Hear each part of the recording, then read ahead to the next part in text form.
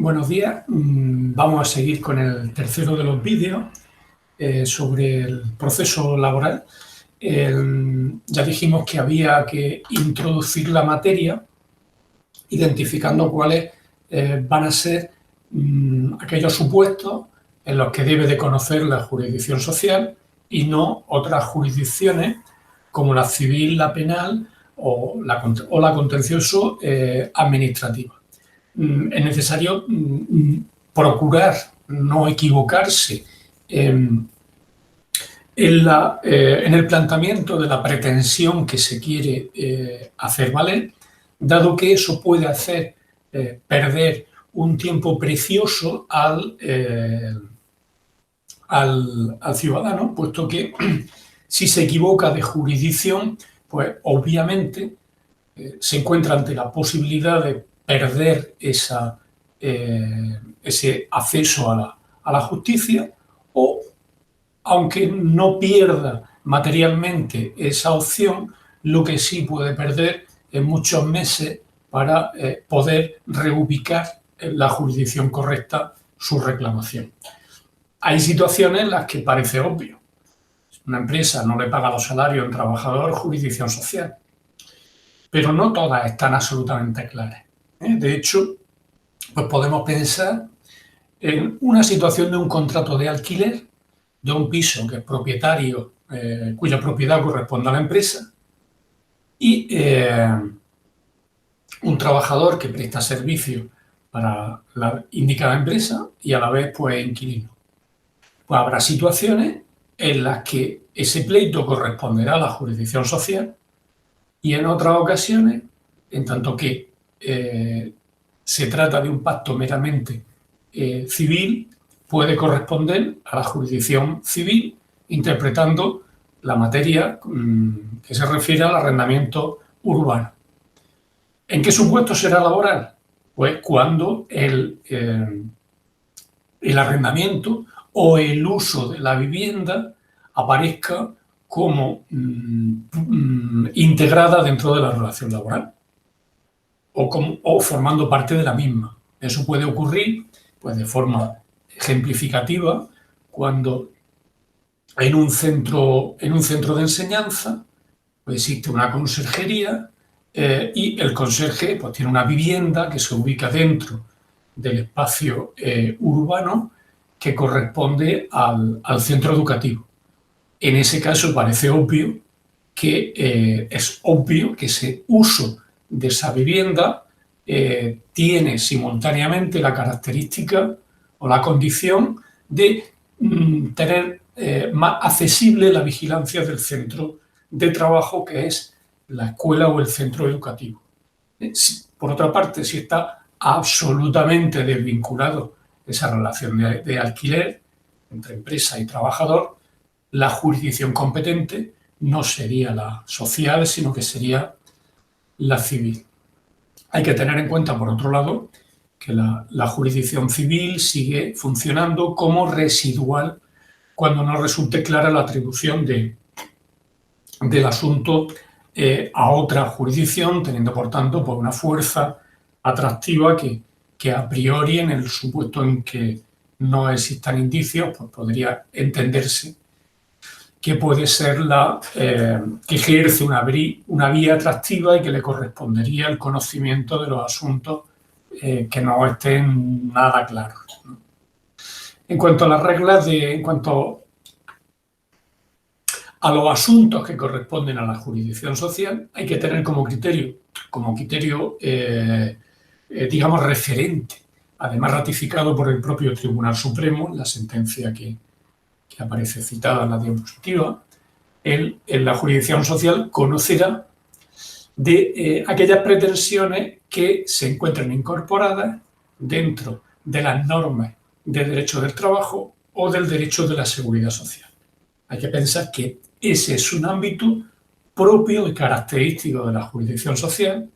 Cuando tengamos algún conflicto, alguna reclamación que está relacionada con ese ámbito, pues habrá que dirigirse a la jurisdicción social para intentar hacer efectivo el derecho discutido. El artículo 2 de la ley reguladora de la ley procesal, la ley reguladora de la jurisdicción social, contiene una relación pormenorizada de cuáles son las cuestiones litigiosas específicas de las cuales conoce la jurisdicción social. Obviamente, un conocimiento detallado y relacionado permite identificar de forma expresa si estamos dentro o estamos fuera del ámbito de la jurisdicción social. En primer lugar, aquellas pretensiones que deriven del contrato de trabajo que vincula a empresarios y trabajadores. Es decir, cualquier materia que sea objeto de la contraprestación de servicios entre empresa y trabajador serán competencias de la jurisdicción social, incluyendo pues, los conflictos individuales que puedan surgir entre el trabajador y la empresa. Puede hablarse pues, de infracción de materias de seguridad o cualquier tipo de incumplimiento que forme parte de las obligaciones contractuales. Los accidentes de trabajo. Véase que desde que entra en vigor la ley procesal, desde el año 2011, la reclamación por accidentes de trabajo le corresponde a la jurisdicción social. Antes, aunque no parece lo lógico, entre comillas, aunque de esto se puede hablar mucho, pues también conocía la jurisdicción civil. Desde el año 2011, la competencia, a priori, salvo que se haya cometido algún tipo de delito vinculado a la causa que genera o provoca el accidente de trabajo, en cuyo caso la jurisdicción sería la penal, cuando se trata de una mera reclamación sobre indemnización de daño o semejante, corresponde a la jurisdicción social. Hay que tener en cuenta el avance jurisprudencial que se produce desde ese momento por parte de la Sala del Tribunal Supremo, dado que a partir de la entrada en vigor de la nueva ley procesal se entiende que el capital coste de las prestaciones de incapacidad permanente no se tiene que deducir del daño sufrido por los trabajadores. Esto hace que durante mucho tiempo las reclamaciones de los trabajadores por accidente pues, estaban absolutamente descargadas de contenido. De hecho, en muchas ocasiones se llegó a considerar que el trabajador resultaba deudor porque el valor del daño era inferior al del capital coste que se restaba de las cantidades a reclamar. Por fortuna, desde que entra en vigor la nueva ley procesal en 2011 y se cambia de criterio, esto deja de ser así. También aparecen las reclamaciones de los trades. Aunque, bueno, el posicionamiento de los trades en la jurisdicción social, en mi opinión, es un poco de cartón piedra porque realmente no existe una protección efectiva del trade al nivel de los trabajadores y las mejoras que se pretenden introducir en su estatuto protector pues son sumamente débiles. En materia de prevención de riesgos laborales, esto es algo que se está consiguiendo después de décadas de entrar en vigor la Ley de Prevención de Riesgos Laborales, considerar que los accidentes de trabajo no son consecuencia del fatalismo o de una simple conjunción de situaciones de mala suerte o de fuerza mayor. En la mayoría de las ocasiones, es cierto que no en todas, están asociadas a incumplimientos directos en materia de seguridad cuya función preventiva le corresponde a las empresas. Eso significa que si se inserta al trabajador en una situación de riesgo, la empresa tiene la obligación de eliminar o de minimizar desde una perspectiva razonable los riesgos que se produzcan en el trabajo. También le corresponden los litigios que se produzcan en materia de intermediación laboral entre trabajadores y servicios públicos de empleo. Si le llega al trabajador pues, la notificación del servicio público de empleo indicando que su prestación de que su prestación del desempleo alcanza una determinada cantidad, pues se revisa la base reguladora, se verifica si se corresponde con las cotizaciones que debió llevar a cabo la empresa. A partir de ahí, pues se puede hacer la oportuna reclamación.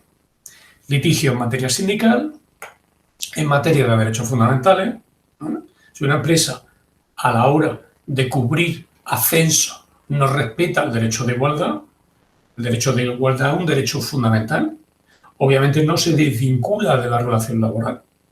Si con el incumplimiento de un derecho fundamental se incumple a sí mismo un derecho que tiene una proyección laboral, pues obviamente la reclamación que procede se debe de articular dentro del ámbito de la jurisdicción laboral, así como las reclamaciones de índole colectivo. También, obviamente, los litigios en materia de seguridad social y protección social complementaria.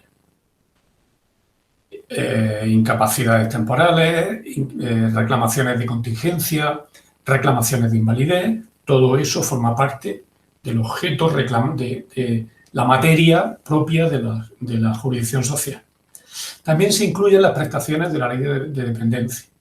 Aunque desde la doctrina se discute seriamente si esto es ortodoxo o no es ortodoxo, bueno, finalmente está incluido dentro de la jurisdicción social. Y por tanto, la materia relativa al reconocimiento, calificación de grado de discapacidad y las prestaciones que corresponden, pues son reclamables dentro de esta jurisdicción. También los litigios por responsabilidad del Estado, donde también se debe de incluir, obviamente, al Fondo de Garantía Salarial. Impugnación de resoluciones administrativas sancionadoras en el orden social, la aplicación de las infracciones que puedan cometer trabajadores y empresas. Y también se atribuye en relación a la impugnación de decisiones administrativas de contenido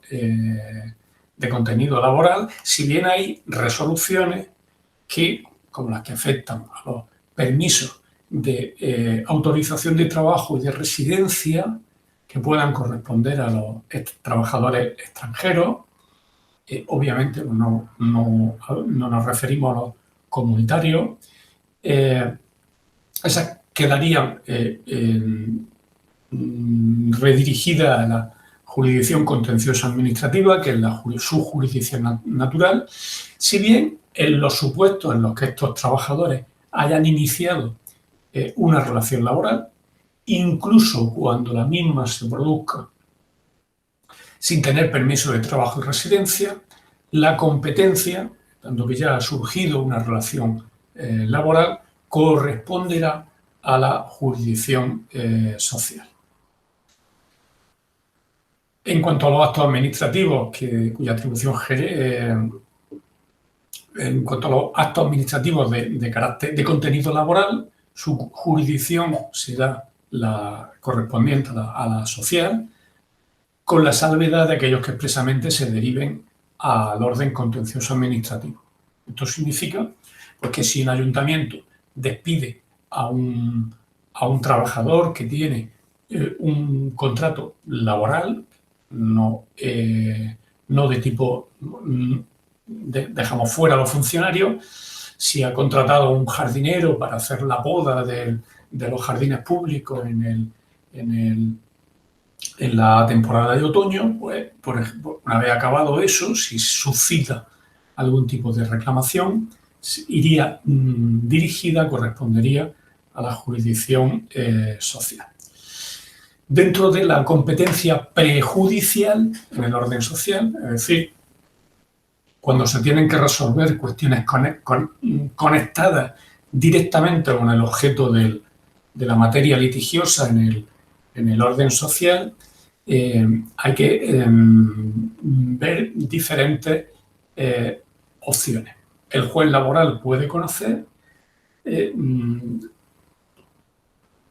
con determinados matices. Si existe una cuestión prejudicial penal que determine el resultado de lo que va a ocurrir en el pleito laboral, pues obviamente tiene prioridad la jurisdicción social, penal. Estamos en el supuesto supuesto frecuente, por cierto, en el que se produce pues un documento falso que incorpora un finiquito del trabajador, en el que se ha estampado una firma falsa copiando la firma del trabajador, o bien cuando se le ha obligado a firmar un documento en blanco, cosa que se hace con relativa frecuencia en algunas empresas, previamente al inicio de la relación laboral. En esos casos, obviamente, cuando el trabajador reclame por despido, se va a encontrar con un documento en el que, en uno de esos casos, firmó un documento en blanco y la empresa lo rellena diciendo que el trabajador ha recibido la cantidad, por ejemplo, de 8.000 euros que se corresponden con el saldo y finiquito de la relación laboral, incluyendo los 6.500 euros que le corresponden de indemnización por despido. Obviamente, si ese documento es válido, la reclamación del trabajador decae. Si ese documento se demuestra que es falso, pues en ese caso procedería a estimar la reclamación del trabajador. Pero obviamente habrá que determinar si ese documento es falso o no es falso. Se podría determinar si ha transcurrido un lapso temporal de muchos años, por ejemplo, pues que esa firma realizada con un bolígrafo, se podría detectar desde el punto de vista pericial que esa tinta la firma no tiene varios años desde que se ha suscrito, desde que se ha firmado el documento. Se puede determinar o no, con un determinado margen, ¿no? Si la firma es muy antigua, se podría, desde luego, determinar pericialmente. Aunque, desde luego, dentro de este ámbito, pues habría medidas que obviamente podrían evitar todo este tipo de conflictos que son pues, extraordinariamente complejos y delicados, que ha habido incluso trabajadores que han podido ser encausados por aportar un documento falso a un juicio cuando manifiestan no haber firmado un finiquito, que en realidad lo que firmaron fue un documento en blanco en la parte final y luego posteriormente se ha rellenado. Cuando luego se verifica pericialmente que efectivamente esa es la firma del trabajador, el trabajador no solamente no cobra la indemnización, sino que se encuentra frente a la tesitura de que puede ser encausado penalmente por haber presentado un documento falso a juicio o por alegar la falsedad de ese documento. Se trata, por tanto, de una cuestión muy delicada. Si los convenios colectivos se estableciera la prevención de que los pagos de los finiquitos, como se hace en otras materias de orden fiscal para garantizar que los ciudadanos no defrauden en grandes operaciones, si se indicara, por ejemplo, que por encima de una determinada cantidad, vamos a poner, por ejemplo, 1.000 euros, es obligatorio para la empresa pagar el finiquito a través de cheque bancario o transferencia, obviamente esta pesadilla que se genera alrededor de los finiquitos falsos o supuestamente falsos se podría resolver. Luego también habría que ver la competencia del juez del concurso. De manera que, pues, si una empresa está en concurso de acreedores porque no tiene solvencia para afrontar las deudas, pues obviamente pensemos, si una empresa puede afrontar solamente porque no tiene liquidez para más la mitad, en función de su patrimonio, la mitad de las deudas existentes, pues no tiene sentido que un trabajador al que le deben 120.000 euros, pues vaya al juzgado social y cobre íntegramente su crédito, cuando el resto de los trabajadores, pues como consecuencia de que uno lo ha cobrado todo, pues no podían cobrar por nada una cantidad muy pequeña. Para eso se tramita el concurso en el ámbito mercantil, para que se haga una prelación de deudores y el trabajador que ostenta un crédito salarial, indemnizatorio o de otro tipo frente a la empresa pueda solicitar del juez del concurso la inclusión de su crédito en esa masa crediticia para que se resuelva finalmente de forma ecuánime y proporcional cuál es la cantidad que en un momento dado le puede corresponder. Y por último, hacer mención a la extensión de la jurisdicción española y su ámbito territorial. La ley procesal no contiene reglas específicas del alcance de la jurisdicción española desde la perspectiva internacional. A priori, hay un criterio territorial para entender que los juicios que se susciten en territorio español, entre españoles y extranjeros, pues se tienen que resolver a través de los tribunales españoles. También considerar que un trabajador que es contratado en nuestro país y se ha de desplazar para materializar el contenido de su prestación laboral fuera de nuestras fronteras, obviamente debe de tener garantizada la aplicación de la normativa y los derechos laborales en origen. No podemos decirle, oye, como va a llevarme una carga desde Almería a Varsovia, pues cuando cruces la frontera polaca te voy a aplicar el salario que se le aplica a los transportistas en Polonia. Eso no tiene sentido. El trabajador desplazado se le aplican las normas del país de origen, en este caso. En lo que se refiere a la legislación comunitaria, el trabajador puede optar a la hora de decidir la jurisdicción entre demandar a la empresa en el Estado miembro donde esté domiciliada o bien donde haya prestado servicio en último término.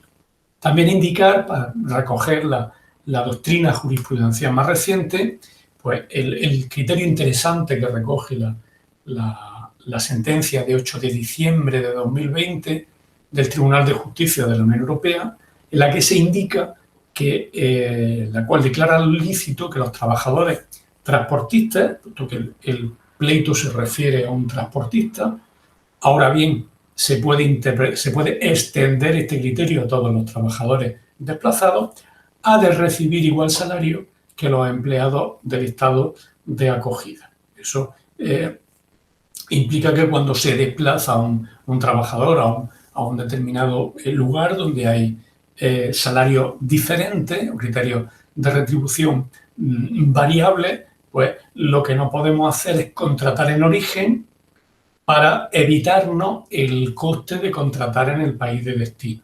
Con lo cual aquí el Tribunal de Justicia de la Unión Europea sigue avanzando en la consolidación de los derechos laborales. Y bien, con esto pues doy por terminado, se termina el tema que estamos tratando. Gracias.